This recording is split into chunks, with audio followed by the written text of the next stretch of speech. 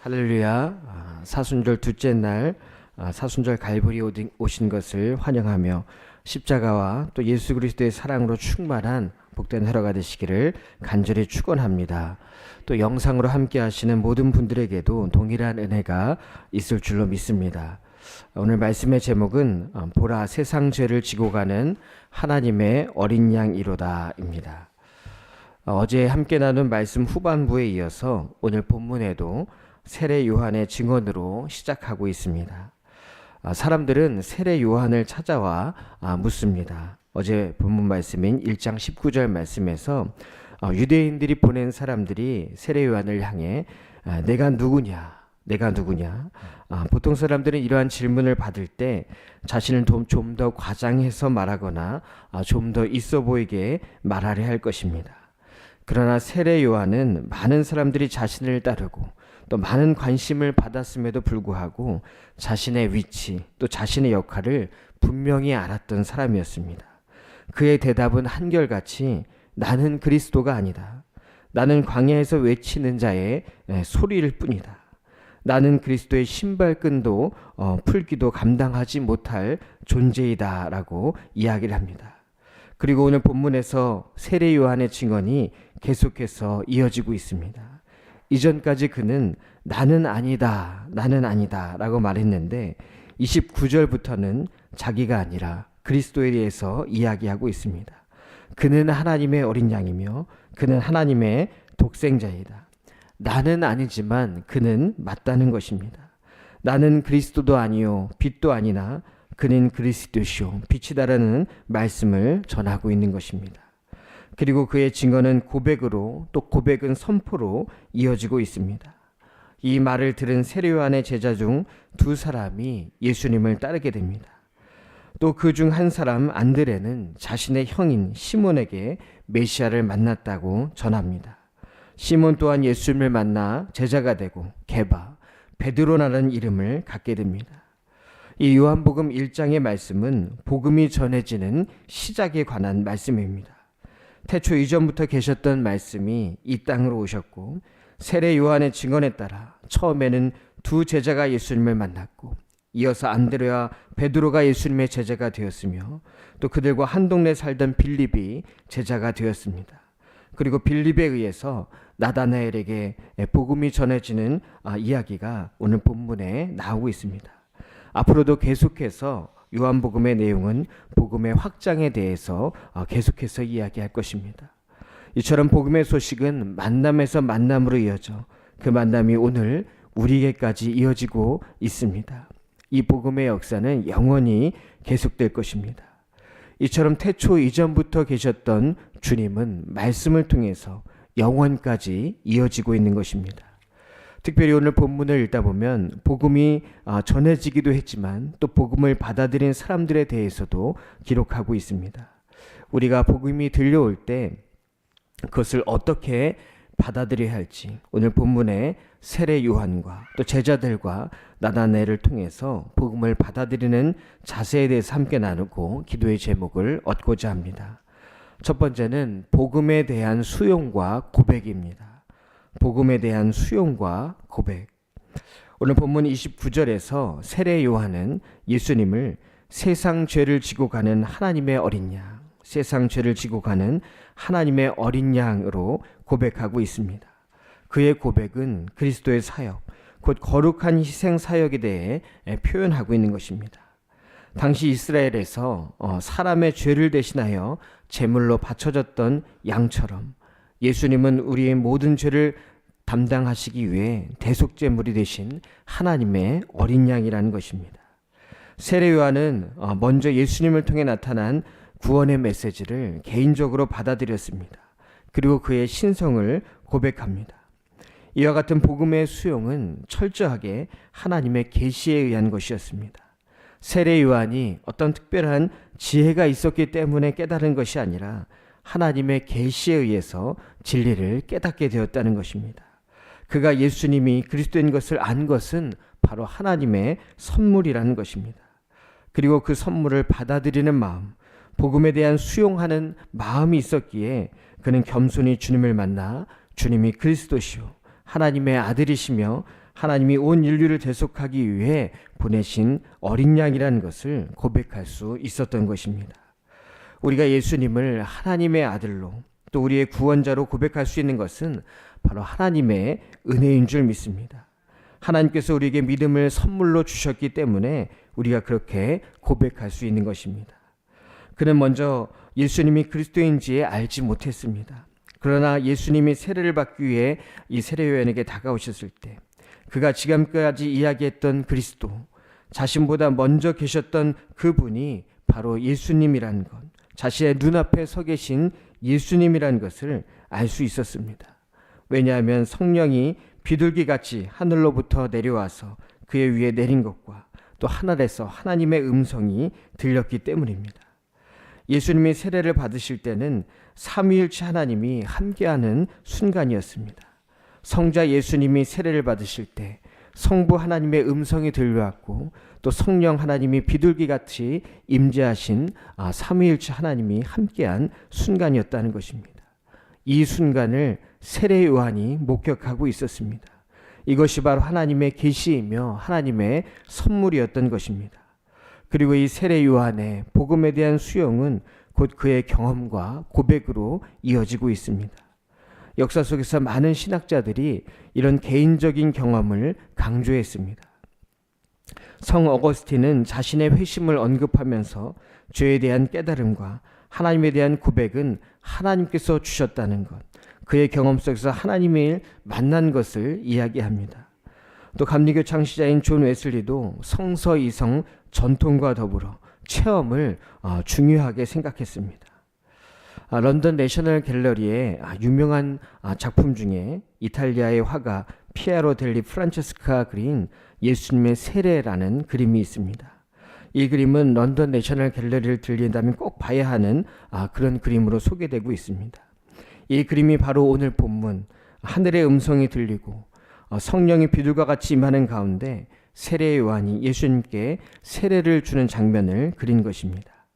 그런데 이 그림을 자세히 보면 예수님 가장 멀리에 당시의 유대인들, 제사장과 서기관들이 서서 서로 속닥거리는 모습이 담겨져 있습니다. 그들은 의심과 이기심 때문에 예수님의 세례라는 이 중요한 장면을 놓치고 있습니다. 그리고 그들 앞에는 윗옷을 벗고 있는 사람이 그려져 있습니다. 그는 자신이 세례받을 준비를 하면서 옷을 벗다가 자기 얼굴을 이 옷에 가려져 예수님이 세례 장면을 놓치고 있습니다. 자신의 일에 집중하다가 하나님의 일을 놓쳐버린 것입니다.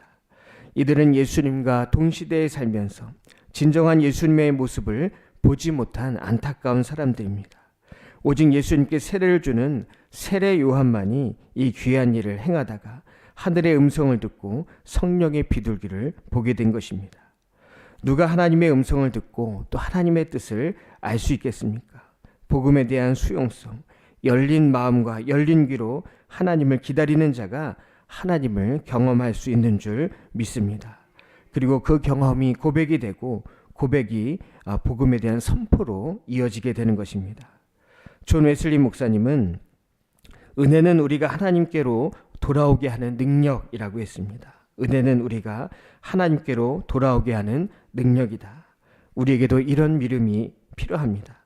하나님의 은혜가 우리에게 임할 때 물론 하나님께서 우리의 마음을 열어주시는 열린 마음을 허락하여 주시겠지만 우리 또한 열린 마음으로 복음을 수용할 때 하나님의 뜻을 깨닫고 하나님의 뜻에 따라 우리 삶의 모습들이 변해갈 수 있는 것입니다.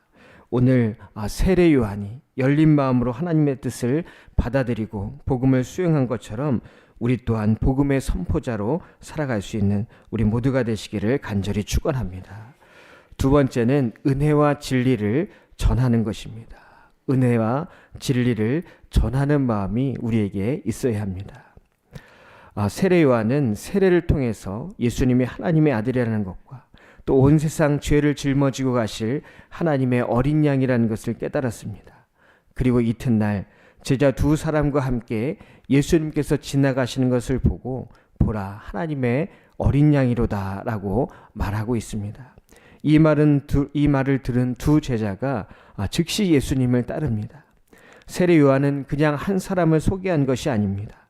은혜와 진리 대신 주님을 인격적으로 만나고 참된 생명의 길을 자신의 제자들에게 전한 것입니다.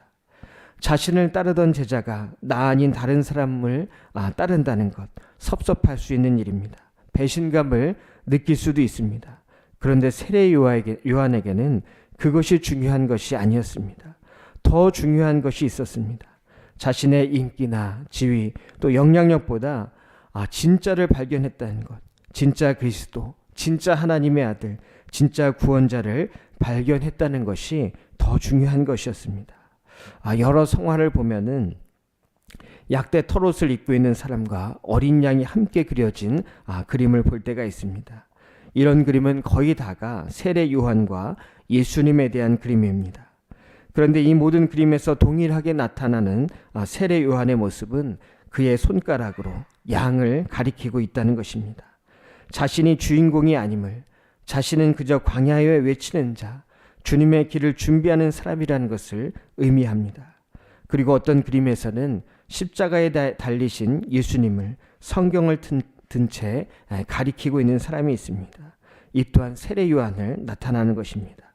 세례 요한이 예수님보다 먼저 죽음을 맞이했지만 그가 살아있을 때 하나님의 어린 양이라고 이야기했던 그분이 바로 저 십자가 위에 달리신 예수님이라는 것을 말하고 있는 것입니다. 내가 말하던 그가 바로 예수님이다. 이것은 고백을 넘어 선포입니다. 그의 선포의 손가락을 따라가다 보면 예수님을 만나게 되는 것입니다. 그리고 실제로 오늘 본문에는 그의 손가락을 가리키던 예수님을 따라가 진정한 그리스도를 만난 두 사람이 등장합니다. 한 사람은 안드레입니다. 그는 예수님의 첫 번째 제자가 되었습니다. 그러면 또 다른 제자는 누구일까요? 많은 학자들이 요한복음을 기록한 사도 요한이라고 합니다. 안드레는 자신의 형에게 복음을 전했습니다. 그 형은 베드로로 예수님의 수제자라 할 수 있을 만큼 또 훗날 제자 공동체를 이끄는 귀한 역할을 감당했습니다. 그리고 사도 요한은 복음서를 기록하여 오늘까지 우리에게 복음을 전하고 있습니다. 복음을 만난 사람, 예수 그리스도를 만난 사람은 하나같이 복음을 전하는 자로, 이 세상의 복음을 선포하는 자로 살아가는 것을 발견하게 됩니다. 우리도 진짜 복음을 만나면 우리의 인생이 변화될 뿐만 아니라 그 변화로 인해서 은혜와 진리 되신 주님을 다른 사람에게 전할 수밖에 없습니다. 우리의 언어로 또 우리의 행동으로 생각으로 삶의 모든 모습으로 복음을 전하게 되는 것입니다. 복음을 전하는 것은 단순히 명령이 아닙니다. 이것은 하나님께서 우리에게 주시는 약속입니다. 주님께서 우리를 복음의 증인으로 삼으시겠다는 약속.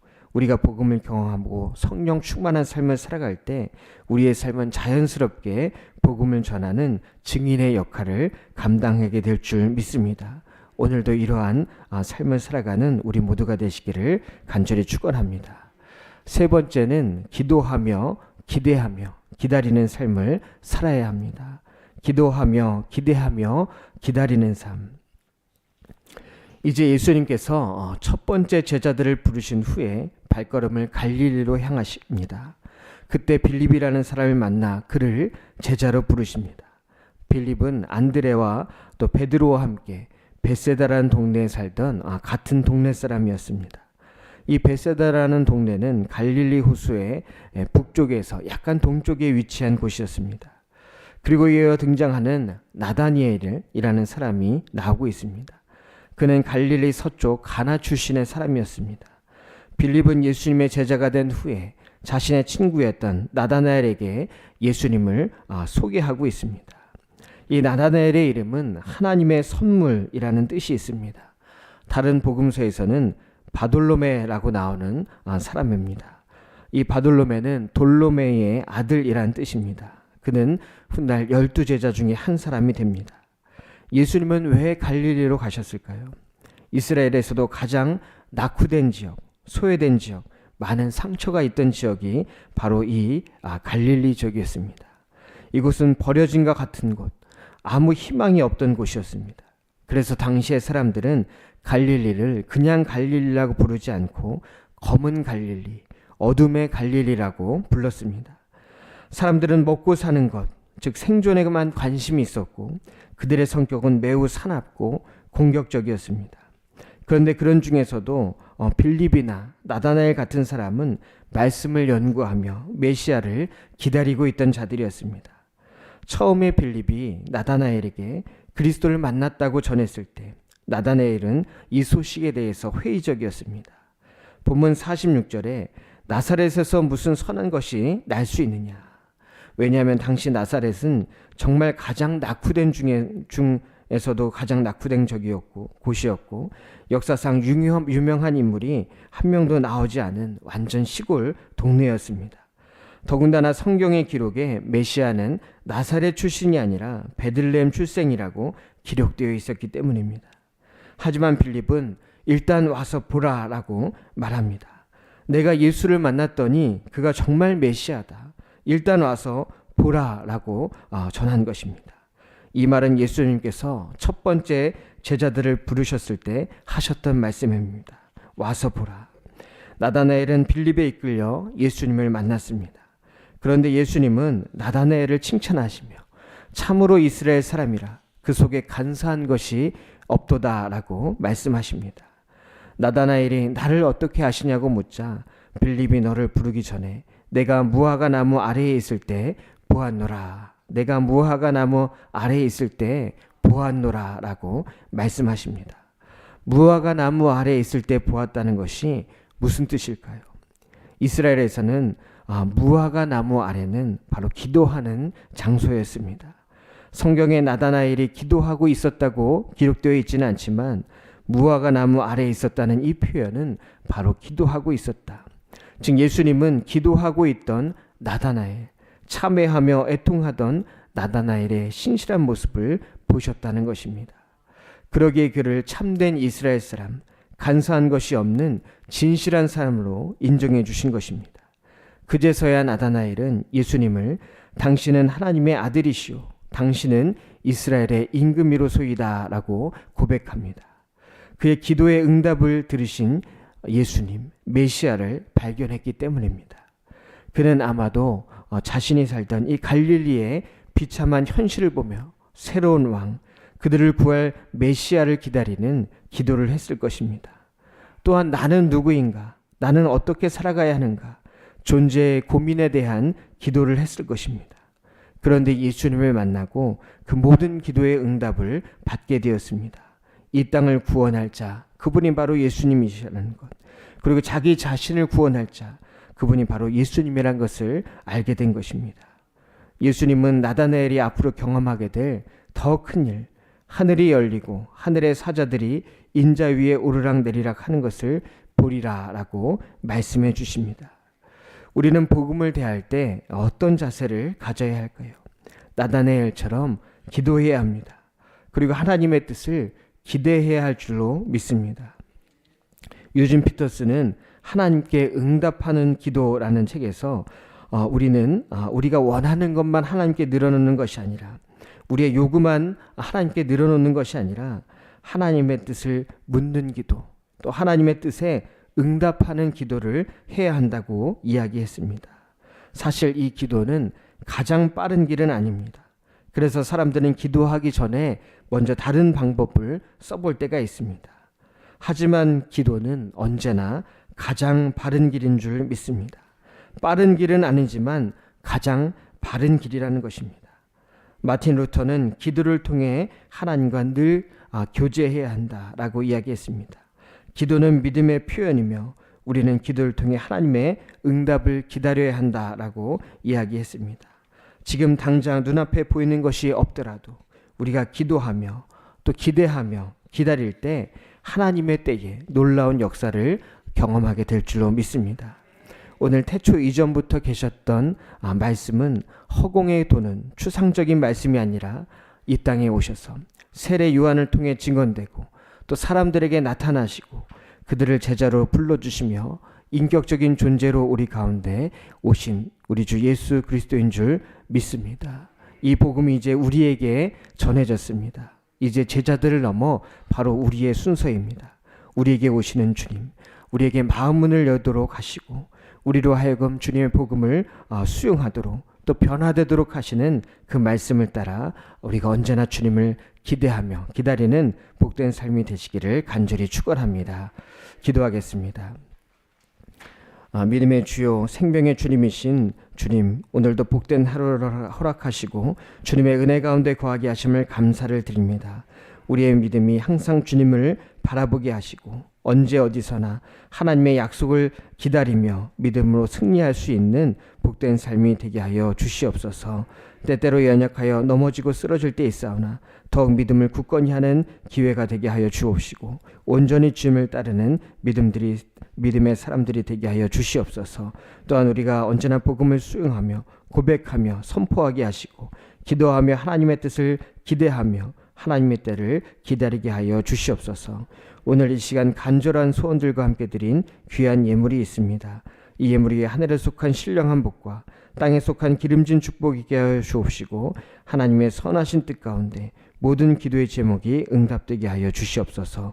기도로 하루를 시작하오니 성령님께서 동행해 주시는 복된 하루가 될 줄 믿사오며 살아계신 우리 주 예수 그리스도의 이름으로 간절히 기도하옵나이다. 아멘.